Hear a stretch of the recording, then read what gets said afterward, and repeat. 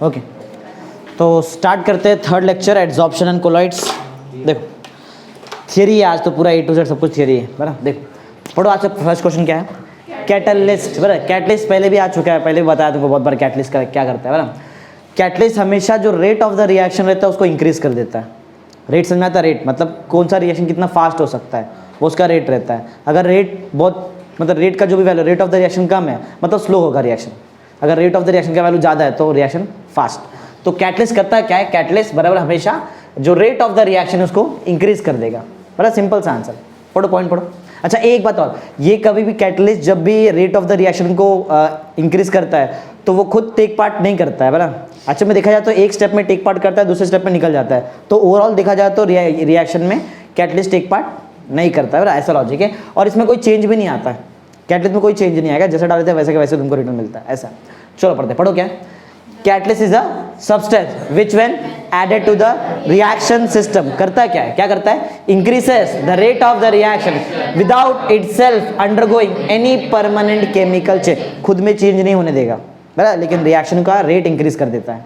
समझा, सिंपल सा आंसर है बराबर। आगे बढ़ते हैं, importance of catalyst in chemical industry. Chemical industry में कैटलिस्ट का बहुत ज़्यादा यूज होता है बराबर, ज़्यादा करके यूज केमिकल इंडस्ट्री में होता है बराबर। कैसे होता है, क्या किधर किधर यूज होता है देखते हैं चलो। केमिकल इंडस्ट्री में कोई स्पेसिफिक प्रोडक्ट बनाते हैं ना हम लोग, वहाँ पे कुछ स्पेसिफिक प्रोडक्ट बन रहा है, तो वो स्पेसिफिक प्रोडक्ट बनाने के लिए एक स्पेसिफिक कैटलिस्ट यूज करना पड़ता है। ऐसा नहीं कि एक कैटलिस्ट सब जगह रिएक्शन में काम करेगा बराबर। एक कैटलिस्ट का एक्शन जो होता है वो हमेशा एकदम स्पेसिफिक रहता है बराबर। तो केमिकल इंडस्ट्री में कोई स्पेसिफिक प्रोडक्ट तुमको बनाना है तो वहाँ पे तुमको एक स्पेसिफिक क्या यूज करना पड़ेगा, कैटलिस्ट यूज करना पड़ेगा, ऐसा है। और ये करता क्या है, वहाँ पे जो कॉस्ट रहता है कॉस्ट कटिंग कर देगा, मतलब कम टेम्परेचर पे हो जाता है काम, कम टेम्परेचर से ज़्यादा हीट करना नहीं पड़ा, ज़्यादा एनर्जी गया नहीं, समझा। तो कॉस्ट कटिंग भी कम करता है, कॉस्ट भी कम लगेगा, रेट ऑफ द रिएक्शन भी इंक्रीज कर दिया, टाइम बचा दिया, जल्दी रिएक्शन कर दिया ना, टाइम बचा दिया। टाइम से अच्छा चीज़ क्या है बराबर, टाइम बचा दिया, एनर्जी का जो भी है उसका कॉस्ट कटिंग कर दिया है। और स्पेसिफिक प्रोडक्ट बनाने के लिए हम लोग यूज़ करते हैं स्पेसिफिक कैटलिस्ट, कहाँ पे, इंडस्ट्री में, केमिकल इंडस्ट्री। जो पढ़ते इतना ही लॉजिक है, पढ़ो क्या, a large number of chemical manufactured in the industry make use of catalyst. क्या करने के लिए, टू ऑब्टेन स्पेसिफिक, कोई स्पेसिफिक प्रोडक्ट बनाने के लिए तुमको स्पेसिफिक कैटलिस्ट ही यूज करना पड़ेगा, कुछ भी नहीं यूज कर सकते, समझा, ऐसा लॉजिक है। करता क्या है ये जो है ना, ये टेम्परेचर जो रिएक्शन का जो टेम्परेचर उसको पहले कम कर देता है बराबर। कॉस्ट कटिंग जो होता है उसमें कॉस्ट कटिंग समझ में आता है, सस्ता, टाइम बच गया ना तुम्हारा, जल्दी प्रोडक्ट बन गया, समझा, और कॉस्ट भी कम लगता है। पढ़ो क्या है, the use of catalyst lowers the reaction temperature, reaction temperature को कम कर देगा। और आगे पढ़ो, as well as energy cost significantly, जो भी एनर्जी में कॉस्ट, एनर्जी लगेगा ही नहीं ज़्यादा, एनर्जी तब लगता है जब रिएक्शन बहुत देर तक चलता था, तुमको कंटिन्यूसली एनर्जी सप्लाई करना पड़ता था, बहुत देर तक चला गया रिएक्शन, जल्दी कर दिया रिएक्शन, इंक्रीज कर दिया ना रेट को, समझा। पॉइंट क्या है, पहला पॉइंट याद है, कैटलिस्ट है क्या, ये कैटलिस्ट करता है क्या है, rate of the reaction increase कर देता है। खुद में परमानेंट चेंज लाता है क्या, नहीं, खुद में परमानेंट चेंज होने वाला नहीं है। स्पेसिफिक प्रोडक्ट बनाने के लिए तुमको यूज करना पड़ता है कैटलिस्ट, केमिकल इंडस्ट्री में क्या क्या करेगा, रिएक्शन टेम्परेचर डाउन कर देता है और कॉस्ट कम कर देगा बहुत, समझा, एनर्जी का कॉस्ट बहुत कम हो जाता है, सिग्निफिकेंट हो जाता है। कैटलिसिस क्या है, कैटलिस्ट मतलब क्या है, ये जो फिनोमिनन हुआ ना, जिससे याद है कैटलिस्ट डाला रिएक्शन मिक्सचर में, उसने क्या कर दिया, rate of the reaction increase है। ये जो फिनोमिनन है इसको बोलते हैं कैटलिसिस, समझा क्या है कैटलिसिस, ये जो फिनोमिनन जिसमें तुम लोग रिएक्शन मिक्सचर में कैटलिस्ट डाल रहे हो, वो रिएक्शन मिक्सचर का जो भी रहेगा, रिएक्टेंट जो भी रहेगा, उसका रेट को इंक्रीज कर दे रहा है, ये फिनोमिनन का ये प्रोसेस का नाम क्या है, इसको बोलते हैं हम लोग कैटलिसिस। सिंपल, चलो पढ़ते कैटलिस्ट क्या, पढ़ो, of increasing the rate of the reaction with the help of catalyst is called as, वही है ना फिनोमिनन, समझा। ये जो कैटलिस्ट जब डाला, rate of the reaction increase किया, ये जो फिनोमिनन हुआ इसका नाम है कैटलिसिस। दो टाइप का कैटलिसिस होता है, एक होता है होमोजीनियस कैटलिसिस और एक होता है हेट्रोजीनियस कैटलिसिस। नाम में आ गया, होमो का मतलब होता है सेम, मालूम है तुमको, और हेट्रो का मतलब क्या होता है, डिफरेंट, नाम में ही सब कुछ मतलब है। होमोजीनियस कैटलिस्ट का मतलब ये रहेगा, होमोजीनियस कैटलिसिस का मतलब ये है कि ये एक ऐसा फिनोमिनन है जिसमें कैटलिस्ट का स्टेट और तुम्हारे रिएक्टेंट का स्टेट मैच हो रहा है। स्टेट समझ में आता है, state face, catalyst liquid state में तो तुम्हारा रिएक्टेंट भी कौन से स्टेट में, लिक्विड स्टेट में। कैटलिस्ट का स्टेट सॉलिड, रिएक्टेंट, समझा, कौन सा किसमें, कौन से कैटलिस्ट में आ जाएगा ये, कौन से कैटलिस्ट, हेट्रो के क्या होमो, जो अलग है ना दोनों, तो हेट्रोजीनियस में आएगा।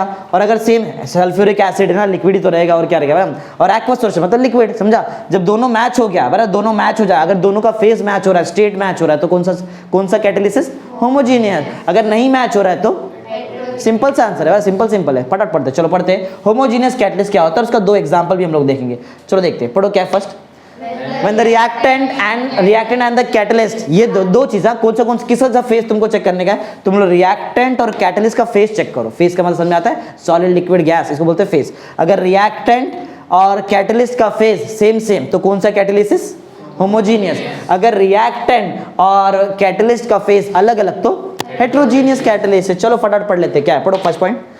When the reactant and catalyst are in the same phase, it is said to be, उसको होमोजीनियस बोलेंगे, होमोजीनियस कैटालिसिस बराबर। ये भी चलो साथ में ये भी पढ़ते हैं, पढ़ो क्या है, अलग अलग होना चाहिए। एक पॉइंट बता दूं, ये केस में हेट्रोजीनियस कैटालिसिस वाले केस में हम मोस्टली ज्यादा करके तुम्हारा कैटालिस्ट का स्टेट रहेगा सॉलिड। कौन सा स्टेट रहेगा, सॉलिड। और बाकी जो रिएक्टेंट है वो लिक्विड या तो गैस हो सकता है। समझ मैंने क्या बताया, ऐसा यहाँ पे नहीं बता रहा मैं, ये पॉइंट जो मैंने बोला अभी कि तुम्हारा सॉलिड का स्टेट, सॉरी कैटालिस्ट का स्टेट सॉलिड और रिएक्टेंट का स्टेट लिक्विड, और सिर्फ किधर होता है, हेट्रोजीनियस में। यहाँ ऐसा सोचना भी नहीं, समझा। ऐसा यहाँ पे पॉसिबल नहीं, दोनों सेम रहेगा ना, समझा, बोलो क्लियर है। चलो तो इसका भी फर्स्ट पॉइंट पढ़ लो, दोनों साथ में पढ़ते, पढ़ो। Reactant and catalyst are in different phase, it is said to be heterogeneous, अलग अलग फेज तो हेट्रोजीनियस कैटलिस्ट। चलो पॉइंट नंबर 2 भी पढ़ लो, बता दिया था पॉइंट नंबर 2 सिखाया तुमको। कैटलिस्ट का स्टेट यहाँ पे क्या होता है, सॉलिड, और तुम्हारा रिएक्टेंट का स्टेट या तो लिक्विड या तो गैस। यही है सेकंड पॉइंट, पढ़ो। कैटलिस्ट इज जनरली सॉलिड, ये जनरली सॉलिड होता है, एंड द रिएक्टेंट में आइदर बी गैस और लिक्विड, वो गैस या तो लिक्विड हो सकता है, सिखा दिया था ना पहले। चलो अब आगे बढ़ते हैं। तो अच्छा, ये सॉलिड ही क्यों यूज करते हैं, उसका भी रीजन है। हेट्रोजीनियस कैटलिस्ट में जो तुम्हारा हेट्रोजीनियस कैटालिसिस वाला जो प्रोसेस है, इसमें जो कैटलिस्ट है वो सॉलिड क्यों यूज करते हैं, क्योंकि वो सरफेस प्रोवाइड करता है रिएक्शन के लिए, समझा। सॉलिड ज्यादा करके यूज करते हैं क्योंकि ये जो सॉलिड कैटलिस्ट है ये क्या प्रोवाइड करेगा, सरफेस फॉर रिएक्शन। समझा पॉइंट क्या बताया। चलो याद है हाइट, बहुत बार हमने रिएक्शन यूज किया, प्लैटिनम पैलेडियम रैन निकल, ये सब क्या प्रोवाइड करेगा, सरफेस। किसको प्रोवाइड करेगा, कौन से गैस को, हाइड्रोजन गैस को। हाइड्रोजन गैस वहां पे आएगा, प्लैटिनम पैलेडियम निकल, ये लोगों ने क्या प्रोवाइड किया, सरफेस। यही तो कैटलिस्ट है, रैन निकल ही तो कैटलिस्ट है, समझा। तो जब भी तुम लोग सॉलिड वाला कैटलिस्ट यूज करेंगे हेट्रोजीनियस कैटालिसिस में, इतना समझ जाओ उसका काम क्या रहेगा, वो प्रोवाइड करेगा सरफेस फॉर रिएक्शन ना, रिएक्शन होने के लिए वो सरफेस प्रोवाइड करने वाला है। सर एक्चुअल में वो सरफेस पे होता है एड्सॉर्प्शन, कल सिखाया ना तुमको मैंने। रैन निकल के सरफेस पे हाइड्रोजन आ जाता है बराबर, वहां पे एक्चुअल में क्या हुआ है, एड्सॉर्प्शन, और वही मेन यहाँ पे रोल प्ले करेगा रिएक्शन होने के लिए, समझा, सिंपल सा आंसर। चलो पॉइंट नंबर 3 भी तुमको सिखा दिया, बता दूं यहाँ पे क्या है। चलो पॉइंट नंबर 3 पढ़ो जरा, क्या है। When the solid catalyst is added to the reaction mixture, it does not dissolve in the react, वो रिएक्शन मिक्सचर में डिसॉल्व होने वाला नहीं, उसका काम कुछ अलग है। वो याद है उसका काम क्या करता है वो, अरे बोलो, सुस्तड़ जैसा बैठे क्यों हो, बोलो आंसर दो। ये जो सॉलिड कैटलिस्ट यूज किया है, क्या वो गैस या फिर लिक्विड वाला सॉल्यूशन मिक्स हो जाएगा, क्या करेगा वो, सरफेस। तो बोलो ना कब बोलेंगे, ये प्रोवाइड करता है सरफेस फॉर द रिएक्शन ना। पॉइंट नंबर 3 एक बार फिर से पढ़ो, पढ़ो क्या है। When the solid catalyst is added to the reaction mixture, वो डिसॉल्व नहीं होता है, पढ़ो। It does not dissolve in the reacting, करता क्या है, सरफेस प्रोवाइड करता है। आगे पढ़ो। And the reaction occurs at the surface of solid, समझा क्या करता है, सॉलिड जो कैटलिस्ट है, सॉलिड कैटलिस्ट, वो सरफेस प्रोवाइड करेगा, डिसॉल्व नहीं होता है, समझा, सिंपल सा। चलो फिर से इधर आ जाए, याद है 3 पॉइंट तो समझ में आ गया, और तुमको याद भी, इतना हार्ड टॉपिक नहीं आज का। हेट्रोजेनियस नाम में ही है, अलग अलग फेस, होमोजेनियस मतलब सेम फेस। इसका 2 एग्जांपल भी हमको देखना है, 2 एग्जांपल देख लेते हैं, एक आयोडीन वाला एग्जांपल है और यहाँ पे ये सुक्रोज सॉल्यूशन का एग्जांपल है, ठीक है। चलो एक एक देखते हैं। एग्जांपल है, पढ़ के बताता हूँ क्या है। I- आयोडीन का आयन है बराबर, I2 होता है ना, I2 जब टूटेगा तो I- बराबर, ऐसा। तो आयोडाइड का जो भी आयन है I-, ये है। देखो एक बात याद रखो, जब भी मैं कोई आयंस की बात करेगा तो हमेशा एक्वस सॉल्यूशन में रहने वाला है, समझा। अगर मैं बोलता हूं कि Cl- तो बताओ इसका स्टेट क्या रहेगा, एक्वस बराबर। अगर मैं बोलूं Fe+2 तो एक्वस, Fe+3 तो एक्वस, जो भी आयन दिखा प्लस रहने तो माइनस, स्टेट एक्वस, समझा। हाँ, तो हमारे पास कौन सा आयन है, आयोडाइड का है ना, I- वाला आयन, उसका बताओ स्टेट क्या रहेगा, एक्वस। आयोडाइड वाला जो आयन है, अगर ये एक्वस स्टेट में है, अगर मैं बोलूं कि आयोडाइड वाला तुम्हारा आयन कैटलिस्ट है, क्या है ये, और हम लोग पढ़ क्या रहे हैं, तो जो स्टेट कैटलिस्ट का रहेगा वही स्टेट किसका होना चाहिए, रिएक्टेंट का। तो तुम्हारा जो रिएक्टेंट रहेगा हाइड्रोजन पर ऑक्साइड, इसका ब्रेकिंग वगैरह होता है बराबर, वो भी उसका भी स्टेट क्या होना चाहिए, वही लिक्विड स्टेट में रहेगा, मतलब लिक्विड स्टेट। और क्या है समझा। चलो एक बार पढ़ लेते फटाक से, क्या है पढ़ो।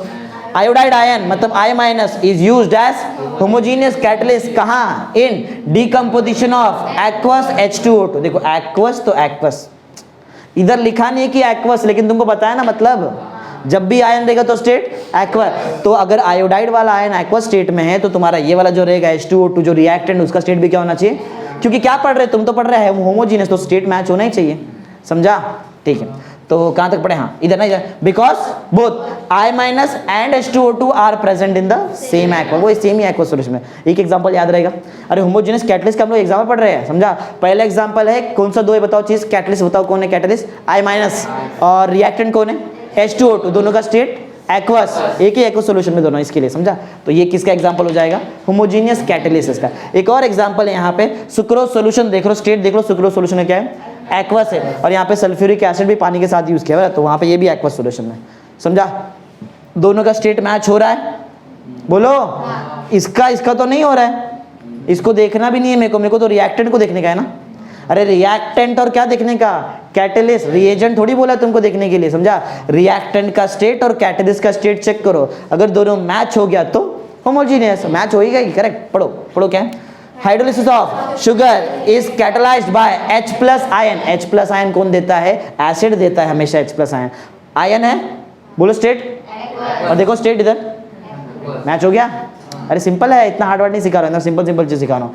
आयन है, स्टेट एक्वस रहेगा, बराबर, फर्निश्ड बाय सल्फ्यूरिक। याद रखो जब भी सुक्रोज टूटेगा, जब भी सुक्रोज का हम लोग हाइड्रोलिसिस करेंगे, तुमको ग्लूकोज और फ्रुक्टोज मिलता है, याद है। ये सब शुगर से, बराबर, शुगर से पढ़ाऊंगा तुमको 12th में बायोमोलिक्यूल्स का एक चैप्टर है, वहाँ पढ़ाऊंगा मोनोसैकेराइड, डाइसैकेराइड और ऑलिगोसैकेराइड, बहुत कुछ चीज़ है वैसे, ठीक है। अभी के लिए याद रखो जो शुगर वाला, जो ये सुक्रोज वाला सॉल्यूशन है, इसका जब भी तुम लोग हाइड्रोलिसिस करेंगे क्या मिलेगा तुमको, ग्लूकोज और फ्रुक्टोज, दोनों का फॉर्मूला सेम होता है, C6H12O6। ये अलग है, इसका फॉर्मूला डबल है, बोलो क्या है, C12H22O11, याद रहेगा। सुक्रोज और ग्लूकोज फ्रुक्टोज सेम है। थोड़ा इन्फॉर्मेशन में बता दूं, ग्लूकोज जो है ये पॉलीहाइड्रोक्सी अल्डिहाइडिक कंपाउंड है, इसको अल्डोहेक्सोज भी बोलते हैं, बराबर, बहुत कुछ नाम है इसको अल्डोहेक्सोज बोलते हैं, इसको पायरानोज बोलते हैं, बहुत कुछ नाम है, पढ़ेंगे हम लोग 12th में। अभी के लिए याद रखो, ग्लूकोज एक पॉलीहाइड्रोक्सी अल्डिहाइडिक कंपाउंड है, मतलब इसमें अल्डिहाइडिक ग्रुप प्रेजेंट रहता है, CHO वो वाला ग्रुप प्रेजेंट रहता है, किसमें, ग्लूकोज में, बराबर। और ये फ्रुक्टोज जो है ये तुम्हारा पॉलीहाइड्रोक्सी कीटोनिक कंपाउंड है, मतलब इसमें हाइड्रोक्सिल OH वाला ग्रुप तो रहेगा, कीटोन वाला group C double bond O भी रहता है, समझा, याद रहेगा। हाँ, तो ये अल्डिहाइड, इसको अल्डोहेक्सोज बोलते हैं, इसको कीटोहेक्सोज भी बोलते हैं, बराबर, इसको पायरानोज बोलते हैं, इसको फ्यूरानोस और पायरानोस, बहुत दो नाम है, देखते हैं, चलो ठीक है। अभी इतना नहीं चाहिए। सुक्रोज याद है, मॉलिक्यूलर फॉर्मूला C12H22O11। इसका जब भी हाइड्रोलिसिस करेंगे क्या मिलेगा तुमको, दो सेम चीज का मॉलिक्यूलर फॉर्मूला सेम है, लेकिन नाम अलग अलग है, क्या है, ग्लूकोज फ्रुक्टोज। नाम इसीलिए अलग है क्योंकि इसमें होता है अल्डिहाइडिक ग्रुप और इसमें कौन सा ग्रुप होता है, कीटोनिक ग्रुप, समझा, यही फर्क है दोनों में, समझा क्या है, ठीक है। लास्ट पॉइंट पढ़ लो, and catalyst are in the, मालूम है हमको क्योंकि हम लोग क्या पढ़ रहे हैं, होमोजेनियस कैटलिस्ट, सिंपल है ना, समझा। होमोजेनियस कैटलिस्ट क्या है, होमोजेनियस कैटलिस्ट में कैटलिस्ट का फेज और किससे मैच होना चाहिए, रिएक्टेंट के फेज से। एग्जांपल याद है, आयोडाइड वाला आयन I माइनस आयन कौन से फेज में था, एक्वस स्टेट में था, उसने उसके टाइम पे रिएक्टेंट बोलो कौन था, नाम क्या है H2O2 का, हाइड्रोजन पर ऑक्साइड, उसका स्टेट भी क्या है, एक्वस, क्योंकि दोनों एक ही सॉल्यूशन में इन्वॉल्व, समझा, ठीक है।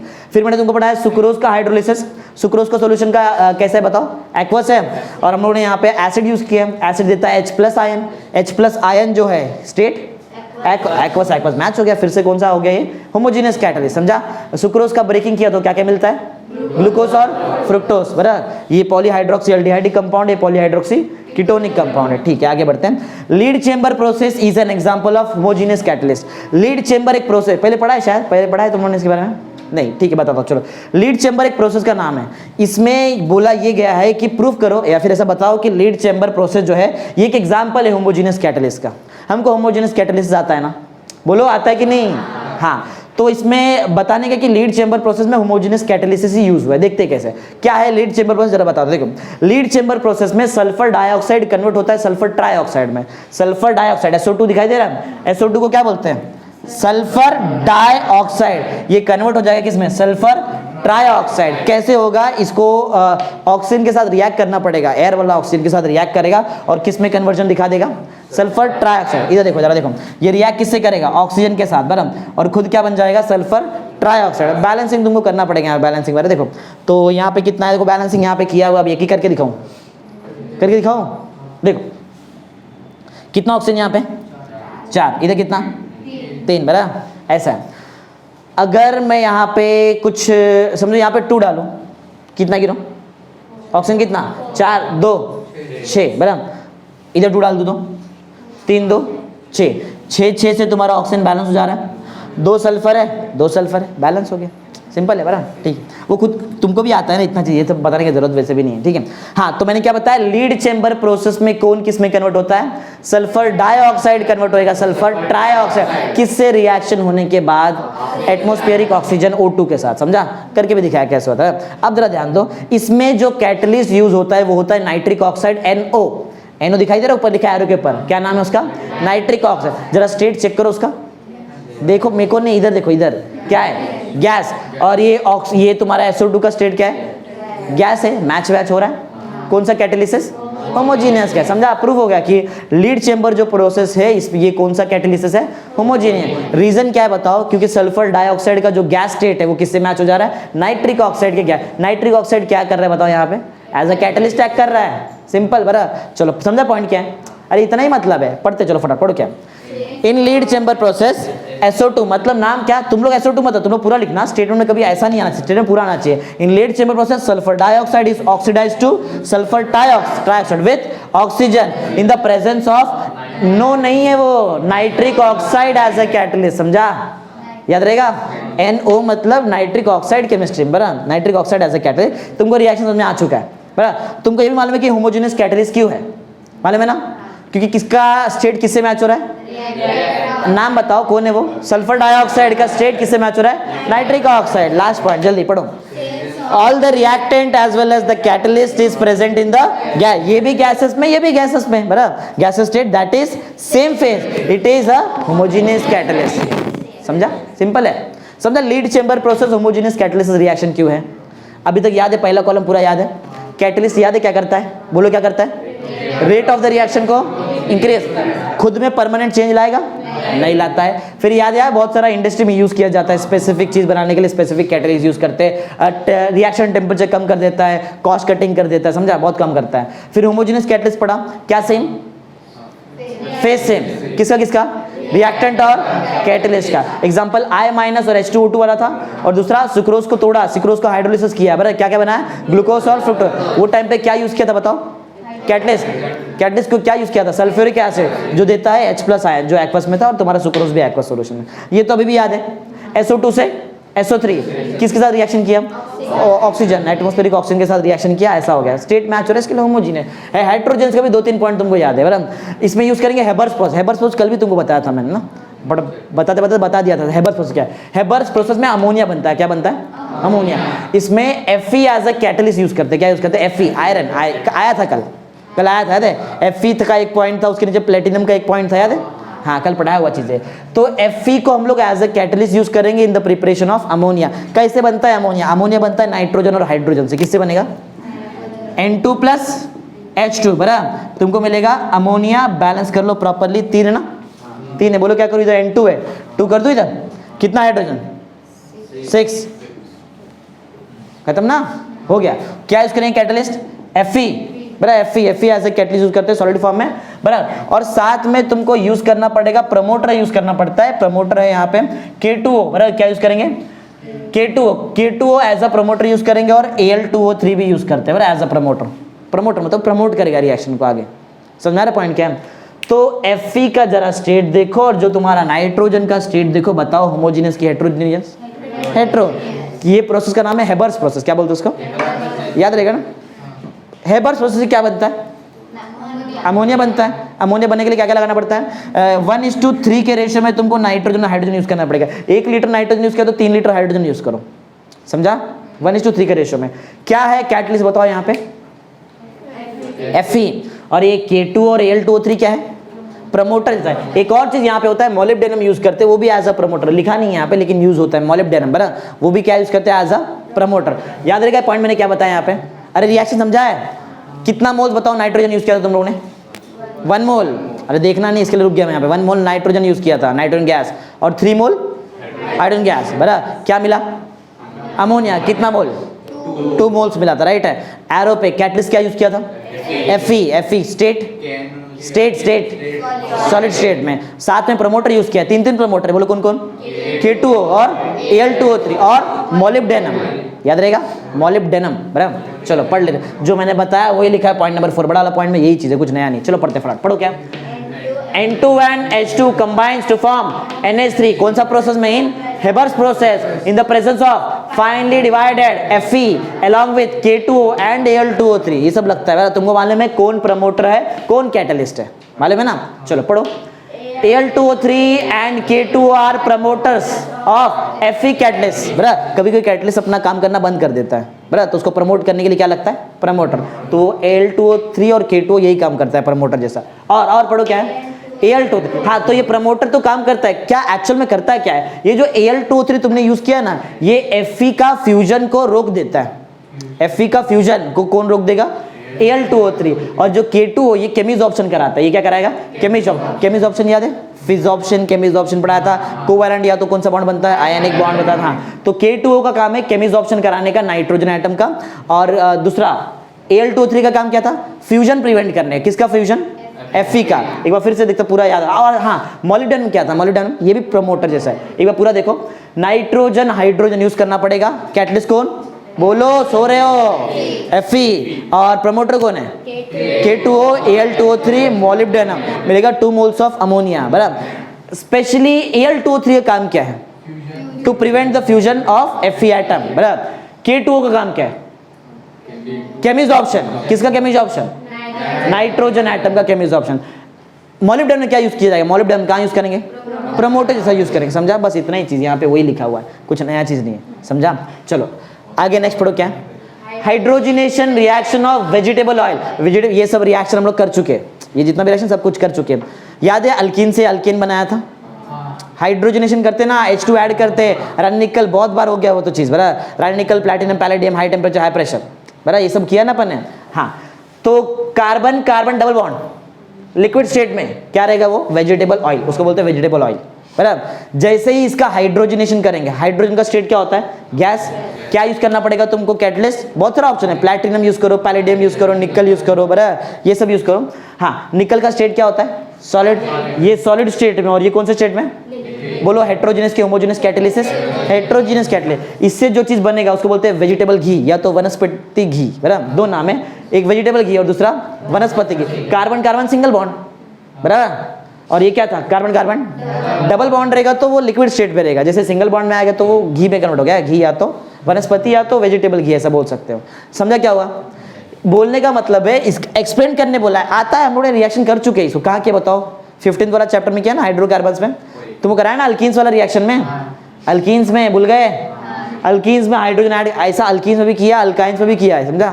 ऐसा किया हुआ चीज। चलो समझ में आ गया क्या हुआ? अल्कीन यूज करो, स्टेट क्या रहेगा बताओ? Liquid plus hydrogen, state gas. क्या यूज करेंगे? कैटलिस्ट। निकल स्टेट सॉलिड। मैच हो रहा है क्या स्टेट? मैच नहीं हो रहा है, इसके लिए कौन सा कैटालिसिस? Heterogeneous catalysis. बनता क्या है? वेजिटेबल घी या तो वनस्पति घी। बराबर चलो पढ़ते, यही चीज है, कुछ नया चीज नहीं, यही चीज लिखा हुआ है। पढ़ो पढ़ो स्टार्टिंग। हाइड्रोजनेशन क्यों बोल रहे मालूम है? अरे एडिशन ऑफ हाइड्रोजन हुआ है तभी तो बॉन्ड एक टूटता है, तो 2 जगह खाली होता है, हाइड्रोजन हाइड्रोजन जाता है वहां पे, तभी तो बनता है सिंगल बॉन्ड। सिखाया हुआ चीज है सब चीज, राइट? हाँ hydrogenation reaction of vegetable oil in food industry to produce solid fats. जो सिंगल बॉन्ड रहता है फैट्स रहता है, मतलब घी ऐसा। To produce solid fats are as follow. मालूम है reaction? Carbon carbon double bond plus, actual में ये नहीं पूरा प्रॉपर रिएक्शन नहीं दिया है, समझा? जस्ट एक रिप्रेजेंटेशन है। डबल बॉन्ड टूटेगा, हाइड्रोजन मॉलिक्यूल जाके वहां पे अटैच हो जाएगा, और क्या बच जाएगा तुम्हारे पास? एक सिंगल बॉन्ड, जिसको वेजिटेबल घी बोलते हैं। बराबर चलो नेक्स्ट पढ़ो क्या? The reaction is catalysed by finally divided metal like nickel. याद है निकल वाले हमको रैनी निकल यूज कर सकते हैं, और क्या यूज कर सकते हैं? प्लैटिनम यूज कर सकते हैं, और क्या यूज कर सकते हैं? पैलेडियम। मालूम है ये सब चीज हमको। बराबर आगे नेक्स्ट। कंटेन्स 1 और मोर कार। ये वेजिटेबल ऑयल में कार्बन कार्बन क्या होता है? डबल की सिंगल बॉन्ड?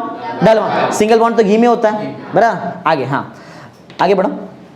ऑन हाइड्रोजनेशन, इसका हाइड्रोजनेशन कर दे रहे। अ सॉलिड प्रोडक्ट, सॉलिड होता है ना, घी कैसा रहता है, सॉलिड रहता है। A solid product which contains carbon carbon single bond, carbon carbon single bond होता है, इस फॉर्म, उसको क्या बोलते हैं, वनस्पति घी, या तो पहले अपन देखा वेजिटेबल घी, समझा, सिंपल है।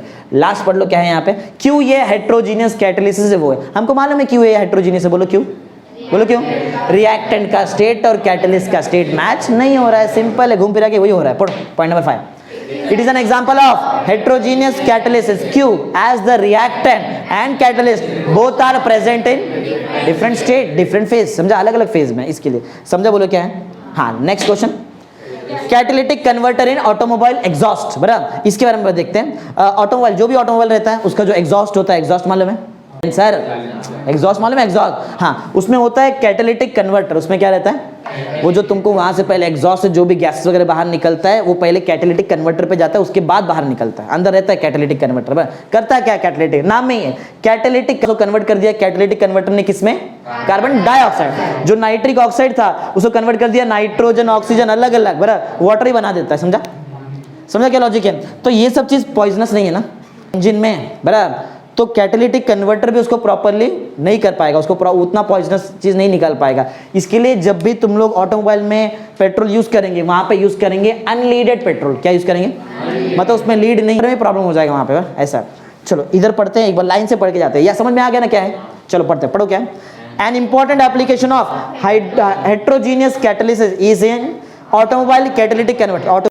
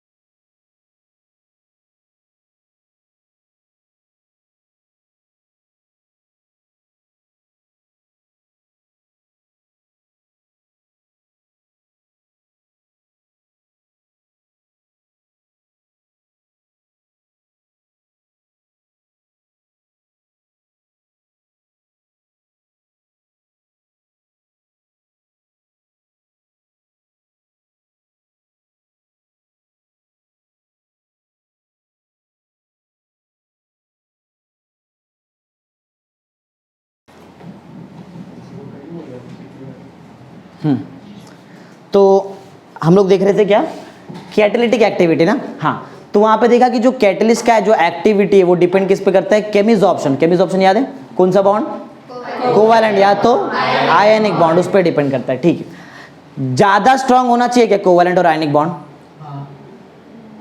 याद है इधर वो सरफेस प्रोवाइड किया था, रिएक्टेंट आया, एड्सॉर्प्शन हुआ, एड्सॉर्प्शन के, केमिसॉर्प्शन भी तो एक एड्सॉर्प्शन का टाइप है ना, अगर रिएक्टेंट आया सरफेस पे और कैटलिस्ट ने उससे एकदम स्ट्रॉन्ग कोवैलेंट बॉन्ड बना लिया, फिर स्ट्रॉन्ग आयनिक बॉन्ड बना लिया, तो प्रोडक्ट तक तो बनेगा, क्या निकल के जा पाएगा रिटर्न रिएक्टेंट वहां से, मतलब जो प्रोडक्ट रिएक्टेंट आया चिपका, स्ट्रॉन्ग कोवैलेंट बॉन्ड बना दिया, क्या रिटर्न जा सकता है वहां से, समझा, कोवैलेंट बॉन्ड ज्यादा स्ट्रॉन्ग भी नहीं होना चाहिए, आयनिक बॉन्ड ज्यादा स्ट्रॉन्ग भी नहीं होना चाहिए, समझा, समझा, कि इंटरमीडिएट होना चाहिए, चलेगा, समझा, ज्यादा स्ट्रॉन्ग रहेगा तो रिटर्न जा ही नहीं पाएगा, एक ही बार यूज कर सकते फिर तो तुम लोग कैटलिस्ट, समझा, ऐसा प्रॉब्लम हो जाएगा। चलो पढ़ते हैं आगे, पॉइंट नंबर 2 पढ़ो।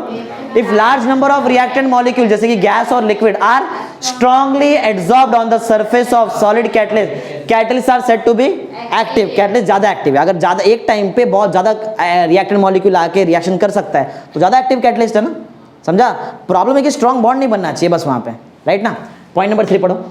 However, adsorption of reactant molecule on the surface, that is bond का formation हो रहा है, bond form between adsorbate, adsorbate बोलो कौन है, reactant की catalyst का surface है, reactant, adsorbent कौन है, catalyst का surface। strong bond होना चाहिए नहीं ना, नहीं होना चाहिए, weak होना चाहिए। हाँ, between क्या, between adsorbate and adsorbent surface should not be, यही बताया ना तुमको थोड़ी देर पहले, स्ट्रॉन्ग बॉन्ड नहीं हो जाए, स्ट्रॉन्ग हो तो प्रॉब्लम हो जाएगा फिर तुम पे। Should not be very strong so that they are not immobilise. का मतलब समझ आ रहा है, मोबिलाइज्ड का मतलब होता है मूव हो सकता है, इमोबिलाइज का मतलब चिपक गया तो चिपक गया, बॉन्ड फॉर्म हो चुका है, अब जा ही नहीं सकता है, समझा। ऐसा होना चाहिए क्या, नहीं, इमोबिलाइज नहीं होना चाहिए, मोबिलाइज्ड होना चाहिए ना। अरे मूव होके जा सके ना, ये क्या देखो यहाँ पे क्या हो गया, स्ट्रॉन्ग बॉन्ड बन गया तो इमोबिलाइज हो जाएगा फिर तो वो, समझ में आया। अरे बोलो इजी, कोई हार्ड पॉइंट नहीं सिखा रहा तुमको, इजी इजी पॉइंट, समझा। एक लास्ट पॉइंट, अच्छा यहाँ पे तो कुछ एलिमेंट्स है, ये तुमको याद रखना पड़ेगा। डी ब्लॉक के एलिमेंट जैसे कि आयन, वेनेडियम, क्रोमियम, बराबर। डी ब्लॉक मालूम है, डी ब्लॉक किधर आता है मालूम है, एस आता है यहाँ पे एस, इधर पी आता है पी, इधर आता है डी, ऐसा नीचे रहता है डी, सबसे नीचे रहता है एफ। तो डी ब्लॉक के एलिमेंट जैसे कि आयन, वेनेडियम और chromium tends to be strong active, ये स्ट्रॉन्ग बॉन्ड बना लेता है किसके साथ, ऑक्सीजन, क्या है, क्या ये, इथाइन, जिसको एसिटिलीन भी बोलते हैं, C2H2 ना, C2H4 इथीन, बराबर। क्या, कार्बन मोनोऑक्साइड CO है, हाइड्रोजन, कार्बन डाइऑक्साइड, नाइट्रोजन, इनके साथ जो डी ब्लॉक के एलिमेंट जैसे कि आयन, वेनेडियम, क्रोमियम क्या बना लेते हैं, स्ट्रॉन्ग बॉन्ड ना, स्ट्रॉन्ग बॉन्ड। ऐसा नहीं होना चाहिए एटम में। और कुछ जैसे कि मैंगनीज है, Mn मैंगनीज और कॉपर, Mg अलग चीज है, Mn अलग है। Mn होता है मैंगनीज, Mg होता है मैग्नीशियम, समझा, ये सब अलग अलग चीजें। मैंगनीज और कॉपर ये अनएबल होता है एड्सॉर्ब करने के लिए, एड्सॉर्ब ही नहीं कर पाता है किसको,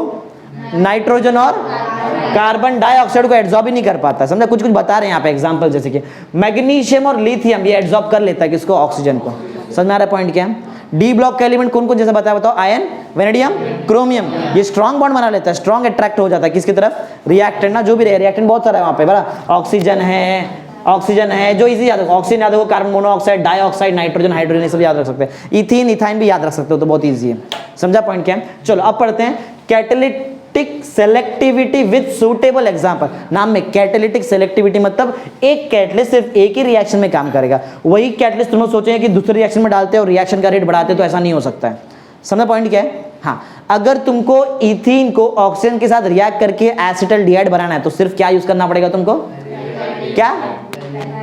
क्या लिखा है, पैलेडियम, किसके साथ, Al2O3, वही यूज करना, और कुछ नहीं यूज कर सकते। ऑप्शन रहेगा तुम्हारे पास, लेकिन ये कैटलिस्ट दूसरी जगह पे यूज नहीं किया जा सकता, समझा।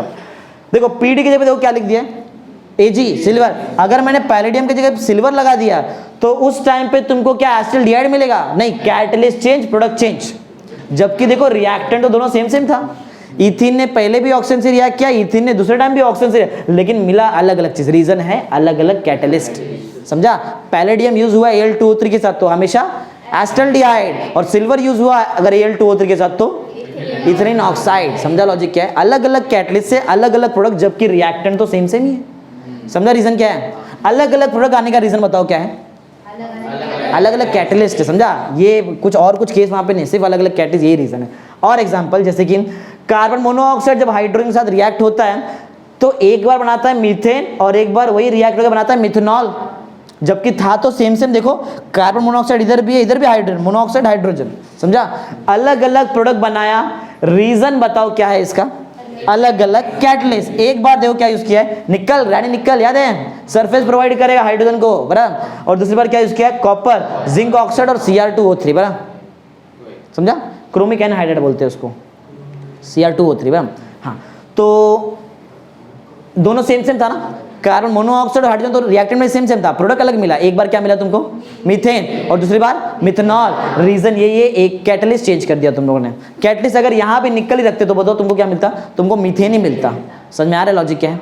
तो बोलने का मतलब है कैटलिस्ट जो होता है वो सेलेक्टिव होता है अपने एक्शन में, बराबर। इस रिएक्शन के लिए यही कैटलिस्ट, दूसरे रिएक्शन के लिए वही स्पेसिफिक कैटलिस्ट, मतलब जो चाहिए उसके हिसाब से कैटलिस्ट डिफाइन करो। समझ लॉजिक क्या है? बताओ अगर तुमको एसिटाल्डिहाइड चाहिए, क्या यूज करेंगे कैटलिस्ट? पैलेडियम। किसके साथ? Al2O3 के साथ, बराबर। अगर तुमको मीथेन चाहिए, बराबर, किसके साथ? कार्बन मोनोऑक्साइड और हाइड्रोजन के साथ तुमको मीथेन बनाना है तो क्या यूज करेंगे? निकल यूज करो। अगर वही तुमको मिथेनॉल बनाना है तो कॉपर और जिंक ऑक्साइड क्रोमिक एनहाइड्राइड के साथ। समझा? ऐसा लॉजिक है। सिल्वर अगर Al2O3 के साथ यूज किया तो उस टाइम पे तुम्हारा जो इथीन है ऑक्सीजन से रिएक्ट करके क्या बनाएगा? Ethene oxide. और वही पहले रिएक्ट करके क्या बना रहा था? एसिटाल्डिहाइड। देखो चेंज हो गया ना। बोलने का सिंपल सा मतलब है अलग अलग कैटलिस्ट, अलग अलग प्रोडक्ट, रिएक्टेंट सेम। समझा? चलो एक बार रिकैप मारते क्या क्या पढ़ा हम लोगों ने। कैटलिस्ट पढ़ाया तुमको सबसे पहले। क्या होता है catalyst? Rate of reaction increase करता है without taking part in the reaction और खुद में कोई चेंज परमानेंट नहीं लाने देगा, बराबर। फिर तुमको पढ़ा है यहाँ पे इंडस्ट्री में यूज होता है, स्पेसिफिक प्रोडक्ट के लिए स्पेसिफिक कैटलिस्ट होता है। देखो एग्जांपल यहाँ पे, हाँ क्या क्या करता है? टेम्परेचर कम कर देगा, रिएक्शन का टेम्परेचर, और कॉस्ट कटिंग कर देता है। फिर पढ़ा अपन ने कैटालिसिस, कैटलिस्ट का जो प्रोसेस का नाम है कैटालिसिस। फिर होमोजेनियस कैटलिस्ट याद है? इसमें रिएक्टेंट का फेज और कैटलिस्ट का phase same same. Iodine example याद है? आयोडीन किसके साथ? क्या? H2O2 के साथ। और यहाँ पे H+ आयन किसके साथ? सुक्रोज। सुक्रोज का हाइड्रोलिसिस किया तो क्या क्या मिलता है? Glucose, fructose. ग्लूकोज और फ्रुक्टोज में क्या क्या फर्क है? यहाँ पे कौन सा कंपाउंड होता है? अल्डिहाइड है, और एक फ्रुक्टोज कौन सा कंपाउंड है? कीटोन है। ठीक है, याद है। लीड सिंपल प्रोसेस याद है? सल्फर डाइऑक्साइड से क्या बनाया? Sulphur trioxide. O2 के साथ रिएक्शन किया, क्या यूज किया था कैटलिस्ट? Nitric oxide. याद है? फिर यहाँ पे हम लोग यहाँ पे हेट्रोजीनियस कैटलिस्ट का फेज और तुम्हारा रिएक्टर का फेज अलग अलग। याद है? Fe क्या था वहां पे हेबर प्रोसेस में? कैटलिस्ट। और Al2O3 K2O मोलिब्डेनम प्रमोटर से। उसमें से सिर्फ Al2O3 का काम क्या था? सिर्फ Al2O3 का काम क्या है? सिर्फ Al2O3 का फ्यूजन को प्रिवेंट करता है। किसका फ्यूजन? Fe। K2O का काम क्या था? K2O केमिसॉर्प्शन करता है। किसका? नाइट्रोजन आइटम का। मोलिब्डेनम का काम क्या है? प्रमोटर से काम करता है। हाइड्रोजनेशन देखा, वेजिटेबल ऑयल का हाइड्रोजन किया, क्या मिला तुमको? वेजिटेबल घी या तो वनस्पति घी, बराबर। घी में हमेशा सिंगल बॉन्ड रहता है, सैचु ये क्या रहता है? सॉलिड रहेगा कि लिक्विड फॉर्म में रहेगा? सॉलिड। और ये क्या रहता है? लिक्विड फॉर्म में रहता है। ठीक है।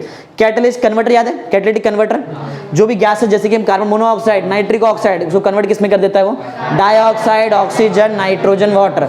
एक और, अनलीडेड पेट्रोल यूज करने की लीडेड पेट्रोल यूज करने का? अनलीडेड यूज करेंगे। समझा? रीजन याद है क्या था? वो किसको पॉइजन करा देता है? कैटालिटिक कन्वर्टर जो कैटलिस्ट है वही पॉइजन हो जाता है उसकी वजह से। समझा? ऐसा। फिर इनहिबिटर याद है? उल्टा काम किसका? कैटलिस्ट का उल्टा काम। 2% इथेनॉल किसके लिए इनहिबिटर बताओ? क्लोरोफॉर्म से क्या बनना चाहिए था वो टाइम पे?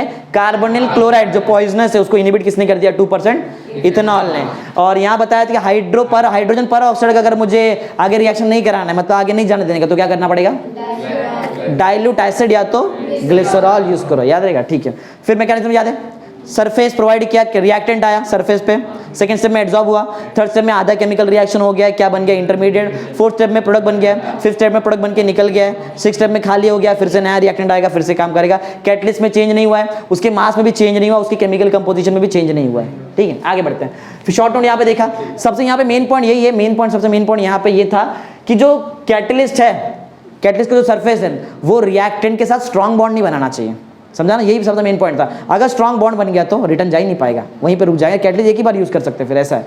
हाँ, कुछ डी ब्लॉक के एलिमेंट्स देखे जो एकदम स्ट्रॉन्ग बॉन्ड बनाते हैं, किसके साथ? ऑक्सीजन, इथिलीन, इथाइन वगैरह के साथ, बराबर। क्या कहता है बताओ? आयन, वेनेडियम, क्रोमियम, बराबर। कुछ यहाँ पे देखा मैंगनीज और कॉपर जो एक्चुअल में क्या करते हैं, वो एब्जॉर्ब ही नहीं कर पाते नाइट्रोजन और कार्बन डाइऑक्साइड। मैग्नीशियम और लिथियम एब्जॉर्ब कर लेता है किसको? ऑक्सीजन को। ठीक है, ये देखा यहाँ पे। पैलेडियम और Al2O3 यूज किया तो बताओ क्या मिलेगा? एसिटाल्डिहाइड, बराबर। अगर वही तुमने AgAl2O3 यूज कर लिया तो इथिलीन ऑक्साइड। समझा? याद है क्या यूज किया स्टार्टिंग में? इथिलीन और ऑक्सीजन, बराबर, दोनों में वो यूज किया। हाँ, अगर तुमने समझो यहाँ पे यूज किया निकल तो बोलो तुमको क्या मिलेगा? मीथेन मिलेगा, बराबर। और वही तुमने निकल के जगह पे यूज कर लिया copper, zinc oxide, chromic anhydride के साथ तो मिथेनॉल, बराबर। क्या यूज किया तुमने? कार्बन मोनोऑक्साइड और हाइड्रोजन यूज किया। याद रखो, कार्बन मोनोऑक्साइड, हाइड्रोजन, और यहाँ पे क्या है? इथीन और ऑक्सीजन। समझा? याद रहेगा? ठीक है।